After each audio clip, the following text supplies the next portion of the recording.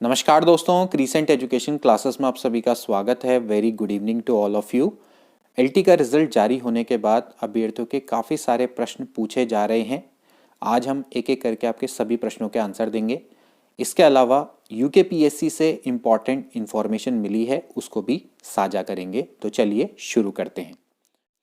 पहला प्रश्न जो कि काफ़ी सारे अभ्यर्थियों के द्वारा पूछा जा रहा है वो है एलटी के रिजल्ट को लेकर, रिवाइज आंसर की को लेकर। काफ़ी सारे बच्चों का कहना है कि जो रिवाइज आंसर की आई है उसमें कुछ प्रश्नों के उत्तर आयोग के द्वारा गलत दिए गए हैं और कुछ ऐसे प्रश्न हैं जिनके आंसर सही थे लेकिन उन्हें बोनस में कन्वर्ट कर दिया गया, जिससे कि उनको काफ़ी घाटा हुआ है और इस पर वे ऑब्जेक्शन लगाना चाहते हैं। तो दोस्तों मैं आपको बताऊं, आयोग के द्वारा आज अपनी वेबसाइट पर एक लिंक प्रोवाइड करवा दिया गया है। उसका लिंक मैं ऑलरेडी डिस्क्रिप्शन बॉक्स में आपको प्रोवाइड करवा दूंगा।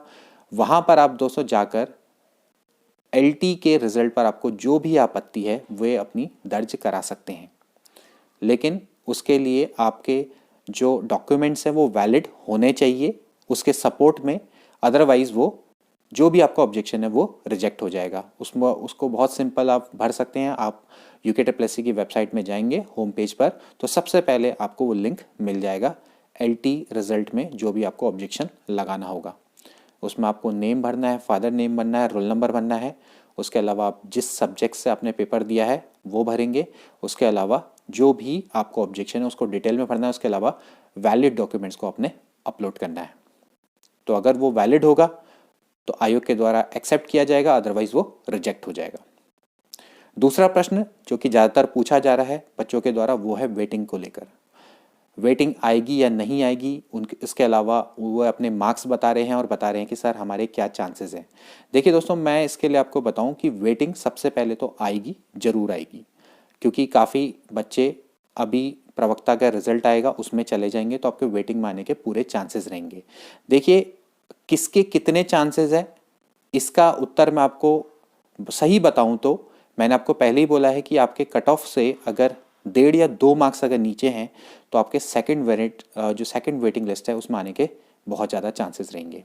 तो अगर सबसे पहले आप देख लीजिए कि आपकी कट ऑफ कितनी गई है, क्योंकि हर सब्जेक्ट की अलग अलग कट ऑफ है, हर कैटेगरी की अलग अलग कट ऑफ है। तो अगर आप जनरल कैटेगरी के हैं, मैथ्स से बिलोंग करते हैं, तो भाई मैथ्स अगर आपका सब्जेक्ट है तो वहाँ पर देखिए कि भाई जो ओपी कैटेगरी है वहाँ पर सबसे लोवेस्ट मार्क्स कितने हैं। उसके बाद अगर अगर उससे 1.5 मार्क्स या 2 मार्क्स नीचे हैं तो आपके पूरे चांसेस बनेंगे सेकंड वेटिंग लिस्ट में आने के। ठीक है, यानी कि सेकंड वेटिंग लिस्ट में आने के पूरे चांसेस बनेंगे। हो सकता है कि और नीचे चले जाए।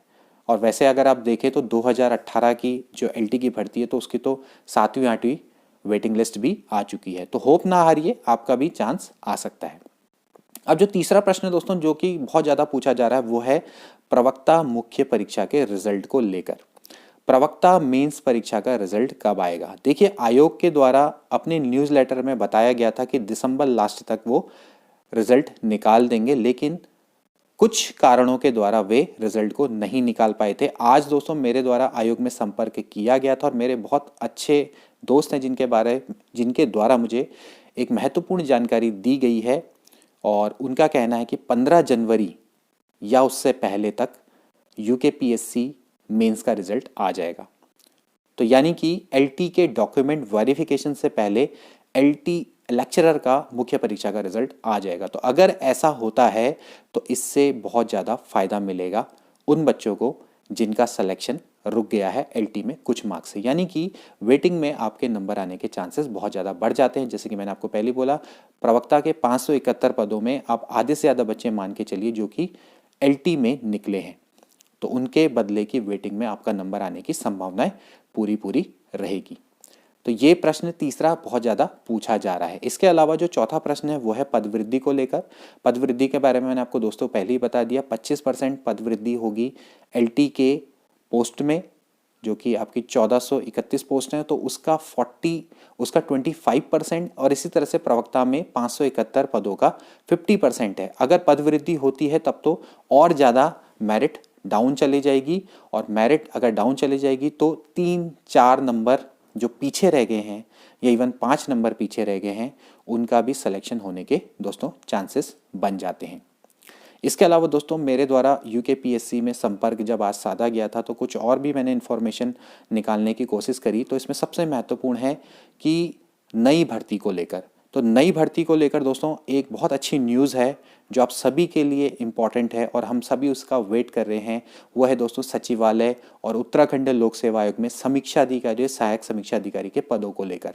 तो दोस्तों इसके बारे में मेरे द्वारा जानकारी इकट्ठी करी गई है कि 114 पदों का अधियाचन आया है। उत्तराखंड लोक सेवा आयोग में 114 पदों का समीक्षा अधिकारी, सहायक समीक्षा अधिकारी लेवल 8 और लेवल 7, 4800 ग्रेड पे और 4600 ग्रेड पे की 2 गजब की पोस्टें हैं ये।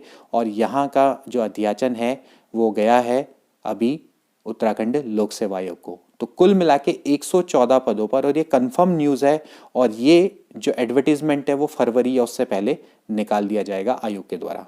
आचार संहिता से इनका कोई मतलब नहीं होता आयोग का, क्योंकि आचार संहिता में उनकी चुनाव में ड्यूटी नहीं लगती है। तो वे अपना काम जरूर करेंगे, उनके द्वारा पोस्ट रिलीज कर दी जाएंगी, क्योंकि शासन की स्वीकृति मिलके वो चले गई हैं। पोस्ट अध्याचन उनके पास पहुंच चुका है, बस उनको खानापूर्ति जो करनी है, पेपर वर्क है वो रह गया, उसके बाद तुरंत वे पोस्ट निकाल देंगे। तो आप अगर तैयारी करना चाहते हैं दोस्तों तो आप शुरू कर दीजिए, क्योंकि समीक्षा अधिकारी, सहायक समीक्षा अधिकारी बहुत अच्छी पोस्ट हैं और आप इसके लिए जरूर अप्लाई कर सकते हैं। ठीक है, बहुत अच्छे लेवल की पोस्ट हैं और आगे जाके आपको दोस्तों प्रमोशन भी इसमें बहुत अच्छे मिलेंगे। ठीक है, इसके अलावा दोस्तों एक और मुख्य चीज वो है पीसीएस की प्री परीक्षा को लेकर। पीसीएस का प्रीलिम्स कब होगा? अब इसके बारे में भी आयोग ने अपने न्यूज़लेटर में बताया था कि हम फरवरी 2022 में इसका प्रीलिम्स करवा देंगे। लेकिन अभी आयोग से मेरे द्वारा जानकारी ली गई तो उसमें उनके द्वारा बताया गया है कि फरवरी में इसको भी कराना पॉसिबल नहीं होता है। तो अभी लगता है कि जो फरवरी में तो नहीं होगा, तो मेरे हिसाब से मार्च या अप्रैल में होगा, उसके होने के चांसेस रहेंगे, क्योंकि फरवरी में बहुत सारे काम रहेंगे। तो इस तरह से देखा जाए तो वो पॉसिबल नहीं हो पाएगा। देखिए, एग्जाम कंडक्ट कराना पॉसिबल नहीं हो पाएगा, क्योंकि आचार संहिता लगी होगी। उस समय पर जो एग्ज़ाम अगर कोई कंडक्ट करवाता है तो उसके लिए आपको मैन पावर चाहिए और सरकारी कर्मचारी चाहिए, है ना। लेकिन आप एग्ज़ाम कंडक्ट नहीं करा सकते तो आप पोस्ट तो जरूर निकाल सकते हैं। ठीक है, क्योंकि एग्ज़ाम कंडक्ट करवाने के लिए आपको काफ़ी सारे गवर्नमेंट एम्प्लॉयज़ की आवश्यकता पड़ेगी। आपको वहाँ पर ज़्यादातर जैसे टीचर्स की ज़्यादातर ड्यूटी लगती है। तो फिर आप जब एग्ज़ाम कंडक्ट करवाने के लिए आपके पास एम्प्लॉयज़ नहीं रहेंगे तो आप उसको किस तरह से कंडक्ट करवाएंगे ना। और ख़ासकर जो बड़े एग्ज़ाम है जिसमें बहुत ज़्यादा अभ्यर्थी बैठेंगे, शामिल होते हैं, तो वहाँ पर तो बहुत ज़्यादा मैन पावर और पैसे की आवश्यकता होती है। तो इस समय तो वो पॉसिबल नहीं है। पीसीएस में भी बहुत सारे आवेदन आए हैं। तो इस तरह से देखा जाए तो अभी पीसीएस का एग्ज़ाम मुझे नहीं लगता कि फरवरी में होगा। और आयोग के द्वारा भी ये साफ साफ बोला गया है कि फरवरी में तो अभी पॉसिबल नहीं लगता है एग्ज़ाम। तो आप ये मान के चलिए कि मार्च या अप्रैल, क्योंकि जैसे ही इलेक्शन खत्म होंगे तो तुरंत आयोग एक्टिव हो जाएगा। उसके पास एग्ज़ाम को कंडक्ट कराने के लिए मैन पावर भी होगी और वो जल्दी ही एग्ज़ाम को कंडक्ट भी करा लेगा। तो दोस्तों आज की वीडियो में इतना ही। आई होप कि आपको इन्फॉर्मेशन अच्छी लगी होगी। ऐसे ही इन्फॉर्मेशन और महत्वपूर्ण वीडियोस के लिए आप हमारे चैनल को सब्सक्राइब कर सकते हैं दोस्तों। इसके अलावा हम लोग लगातार इम्पॉर्टेंट सीरीज़ भी चला रहे हैं। अभी बीच में मैं आजकल CSAT की वीडियोस नहीं डाल पा रहा हूँ, लेकिन जल्दी ही मैं उसको फिर से शुरू करूँगा। 1-2 दिन में शुरू कर दूँगा, ऐसा नहीं है कि काफ़ी समय लगाऊँगा। आजकल मैं भी थोड़ा बिजी चल रहा हूँ, तो इसलिए जल्दी ही हम दोस्तों उसको भी शुरू करेंगे। तो मिलते हैं अगली वीडियो में। Till then take care, good bye.